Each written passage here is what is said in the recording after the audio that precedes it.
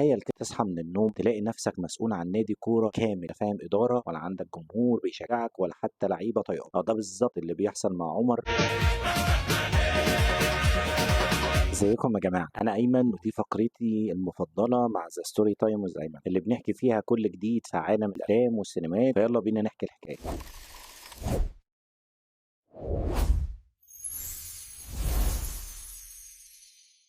تخيل كده تصحى من النوم تلاقي نفسك مسؤول عن نادي كورة كامل، لا فاهم إدارة ولا عندك جمهور بيشجعك ولا حتى لعيبة طايقة. ده بالظبط اللي بيحصل مع عمر بطل مسلسل ابن النادي، واللي بيرجع بيه أحمد فهمي بعد فترة غياب، بس المرة دي راجع بشكل جديد ومختلف تماما. القصة بتبتدي بعد وفاة أمين الشعلة أبوه، اللي ساب له ورث نادي الشعلة اللي كان خد الدوري ولازم يفضل على نفس المستوى ده علشان خاطر هو ده الورث الوحيد لعمر. النادي لو هبط هو ملوش فلوس ومش هيبقى ليه ورث. المصيبة إن عمر عمره ما كان بيحب الكورة أصلا، وفجأة لقى نفسه ماسك نادي خسران وجمهوره غضبان واللعيبة محبطة، يعني باختصار كل حاجة بايظة. وفي النص بيظهر الكابتن أسامة اللي قايم بدوره حاتم صلاح، بس هو مش كابتن بمعنى الكلمة، لا ده مجرد واحد بيحب الكورة وكان ماسك مركز شباب صغير كده في المنطقة عنده. رغم كده هو اللي بيحاول ينقذ النادي وبيتحول مع الوقت للروح اللي بتحرك شعله. حاتم صلاح هنا يا جماعة عامل كاركتر قوي جدا بيوازن ما بين الكوميديا والدراما بحرفيا، تحسه بيهزر بس كلامه بيعلم فعلا. ومعانا كمان أحمد عبد الحميد